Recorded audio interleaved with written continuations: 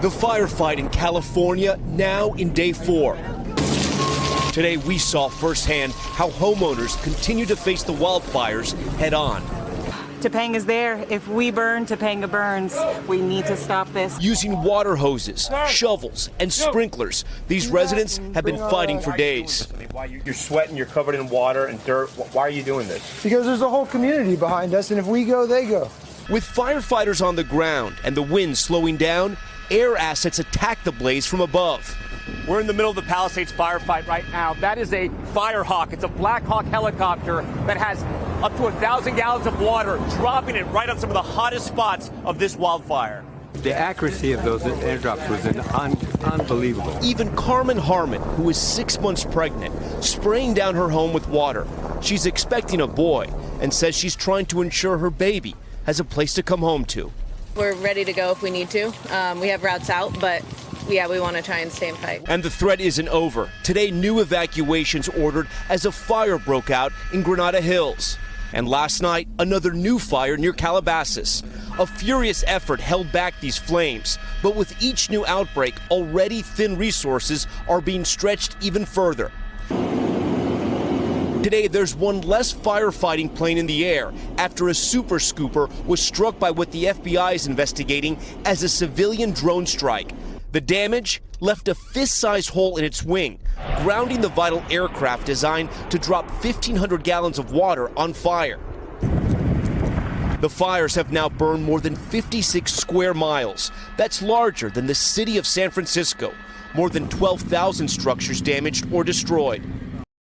These stunning before and after images of the Eaton fire in Altadena showing what the fire did to a vibrant community.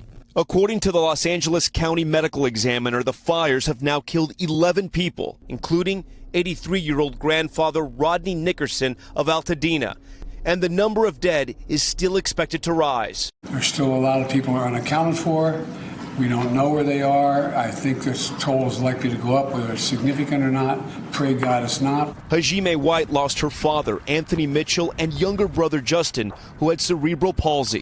In the Pacific Palisades, actress Jennifer Gardner's home was spared, but she's dealing with the loss of her own. I'm pointing to a street where a friend of mine lived and she died in the fire, right up there. So coming down here and seeing it, it's very real. Amid miles of destruction, the National Guard now standing outside fire zones to prevent looting.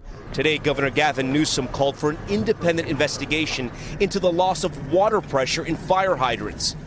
This as outrage is growing and questions remain about what impact LA's mayor Karen Bass's budget cut to the city's fire department had on the response. Our local station, NBC Los Angeles, pressing the city's fire chief for answers. So $17 million cut did not allow us to do what we needed to do. And where that impacted us specifically for Palisades was our ability to move into reserve apparatus. So that apparatus could not be utilized in this fire?